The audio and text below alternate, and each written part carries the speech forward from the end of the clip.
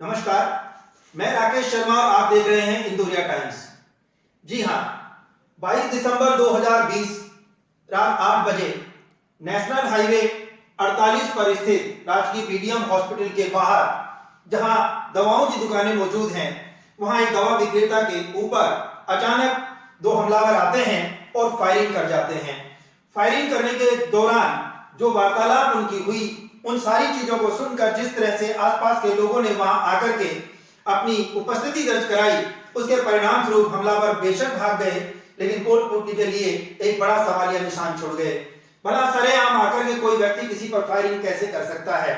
इन तमाम बातों को ध्यान में रखते हुए स्थानीय नगर व्यापार महासंघ के द्वारा स्थानीय उपखंड अधिकारी, एसएचओ कोटपुतली और यहाँ के सीनियर अधिकारियों को सूचित किया गया कि शीघ्र यदि हमलावर नहीं पकड़े जाते हैं तो हम लोगों को आंदोलन की राह पकड़ने के लिए विवश होना पड़ेगा। 22 दिसंबर 2020 से आज 29 दिसंबर 2020 8 दिन गुजर जाने के बाद तक पुलिस उन हमलावरों तक नहीं पहुंच पाई है, या कहें कि अपराधी आरोपी अभी पुलिस की हिरासत से बाहर हैं।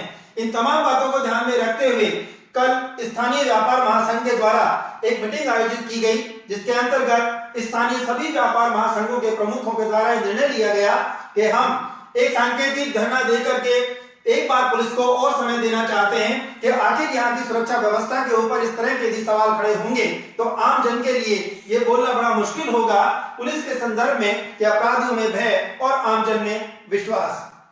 इस बात को ध्यान में रखते हुए आज एक दिन का सांकेतिक बंद का ऐलान किया गया।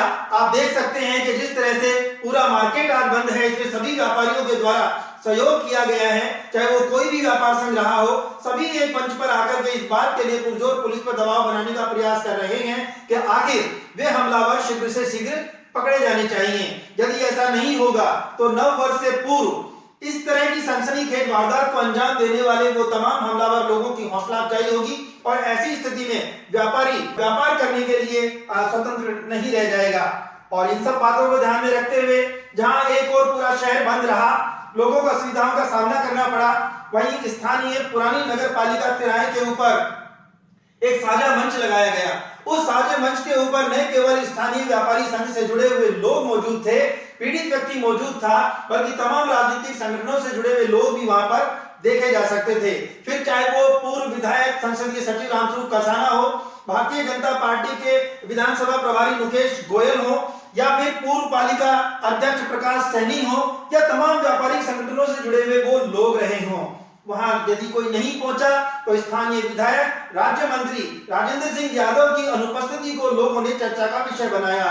इतना ही नहीं बल्कि व्यापार महासंघ के अध्यक्ष मैत्री शरण बंसल जब मीडिया से मुखातिब हुए तो उन्होंने पीड़ा जाहिर करते हुए ये कहा कि आज जिनकी पहली जिम्मेदारी बनती है क्षेत्र में लॉ एंड ऑर्डर को मेंटेन किए जाने की, उनकी पहली जिम्मेदारी बनती है अपने नगर को संभालने की, उसको हौसला देने की। आज वही व्यक्ति जब इस साझे मंच पर आकर के साझे मंच पर नहीं पहुंचते हैं तो एक पीड़ा होती है। आखिर हमारे विधायक, हमारे राज्य मंत्री, हमारी सरकार और हमारी ही सरकार के द्वारा, हमारे ही लोगों के द्वारा चुना गया स्थानीय नगर पालिका का कांग्रेस बोर्ड होने के बावजूद इस तरह की घटना को सरेआम जो अंजाम दिया गया, क्या ये काफी नहीं था? जिसके जवाबदेही बनती है तो सीधी सीधी यहाँ के प्रशासन की बनती है, और यदि बनती है तो एक मुखिया होने के नाते स्थानीय विधायक राज्य मंत्री राजेंद्र सिंह यादव की बनती है।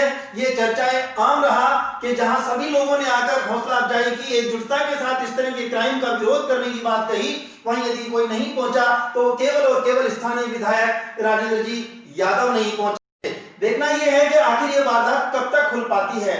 इसके लिए जब हमने स्थानीय एएसपी रामकुमार कस्वाल को आमंत्रित किया गया, वो बताएं कि आखिर पुलिस के द्वारा अभी तक इस वारदात को नहीं खोला जा सका है तो उसकी वजह क्या है। बड़े कॉन्फिडेंस में आए एएसपी रामकुमार कस्वाल ने कहा, हम भी आप ही लोगों के बीच से आए हैं। जहां तक सवाल है इस वारदात के खुल जाने का, कुछ पेच ऐसे होते हैं जिसे सार्वजनिक नहीं किया जा सकता। बहरहाल ये मैं वादा करता हूं कि बहुत जल्द वो मामला खुल जाएगा। आखिर क्या कहा एएसपी रामकुमार कुशवाहा ने, चलिए सुनते हैं। आखिर मंच से क्या उद्बोधन उनका रहा, किस तरह से आवाम से मुखातिब हुए। जहाँ तक समय सीमा की बात होती है, कोई कहते साहब एक दिन में हुआ नहीं, मेरे को जादू नहीं है। हमारे पास टीम लगी हुई है, अलग अलग एंगल्स हैं, तो हो सकता है क्लियर आज शाम को ही कर दें, और नहीं हो तो हो सकता है 2 दिन भी लग जाए।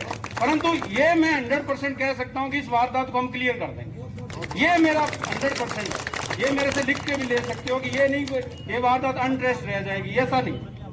22 दिसंबर को यहाँ पे बीडीएम हॉस्पिटल के आगे फायरिंग की घटना हुई थी। एक मेडिकल स्टोर वाले हैं, उनके साथ ये घटना हुई है। उसको लेके आज व्यापारियों में थोड़ा रोष था और कस्बा बंद किया है। इसको लेके पुलिस की व्यवस्था पूर्ण है और सभी को आश्वासन भी दिया गया है कि जल्दी इसके अंदर हम खुलासा करेंगे इस वारदात का। हमारी टीमें अलग अलग लगी हुई है और अगर ये कंटिन्यू कोई बंद कार इस तरह है, ऐसा मेरी जानकारी में नहीं है, परंतु फिर भी देखो बंद करना इनका अधिकार है, बंद कर सकते हैं। परंतु हमारी तरफ से इन सब व्यापारियों से निवेदन है कि इस वारदात को हम जल्दी खुलासा कर देंगे और अलग अलग टीमें लगा के पूरा लगे हुए हैं और निश्चित तौर से हम कह सकते हैं कि इसको हम क्लियर करेंगे। घटना को अंजाम दे देना हमलावरों का काम था, इंतजार करना आवाम का काम था। बावजूद इन सब के किसी भी तरह से समस्या का समाधान खोजा जाना आज एक सबसे बड़ा सवाल था। सवाल के दौरान नगर पालिका किराए पर आमंत्रित तमाम व्यापार संगठन से जुड़े हुए लोग और जनप्रतिनिधियों के बीच पुलिस पर जिस तरह के सवालिया निशान लग रहे थे, उन सबका किस तरह से जवाब दिया है एएसपी रामकुमार कुशवाहा के द्वारा ये आपने सुना। लेकिन नगर व्यापार महासंघ जिसके आह्वान पर आज कोटपुतली को बंद किया गया, एक मैसेज दिया गया कि इस तरह की क्रिमिनल घटनाओं पर अंकुश लगाया जाना चाहिए। आखिर क्या कहते हैं नगर व्यापार महासंघ के अध्यक्ष मैथिली शरण बंसल? अपने मंची उद्बोधन के दौरान ये कहा जाना कि हमें विवश ना किया जाए तो बेहतर होगा, अन्यथा 1984 की वो घटना फिर से कोटपुतली में दोहराई जाएगी, थाने का घेराव होगा, उस पर हमला होगा और यदि तमाम चीजों की जिम्मेदारी किसी की बनती है तो वो केवल और केवल कोटपुतली प्रशासन की बनती है या तमाम वो जनप्रतिनिधि इसके लिए जिम्मेदार रहेंगे यदि कोटपुतली में इस तरह की कोई अनहोनी घटना नव वर्ष के आगाज से पहले घटती है तो इस पर विराम लगाया जाना बहुत ही जरूरी है। हमारे कुछ वक्ताओं ने ये कही कि हमारे पूर्व घटनाओं के लिए ऐसी कोई बात आई नहीं और हमारे महामंत्री जी ने कहा कि हमारे पास कोई लिखित में इस प्रकार का आया नहीं और हमने उस पर एक्शन लिया। लेकिन हमने तो एक्शन लिया, लेकिन वादी ने जाकर के समझौता कर लिया। उस समय हमारा जवाब देना मुश्किल हो गया, इसलिए आवश्यक है कि आप उसको लिखित में दें, हम आग्रह करें और उस पर कोई कार्रवाई करें सामूहिक रूप से, तो उसका आपको भी संतोषजनक जवाब मिलेगा और हम भी उसमें संतुष्ट होंगे। व्यापारिक लेन देन में एक आवश्यक बात यह है कि जब तक हमारे पास कोई कानूनी अधिकार नहीं होगा हम उसमें कोई कार्रवाई कर नहीं सकते।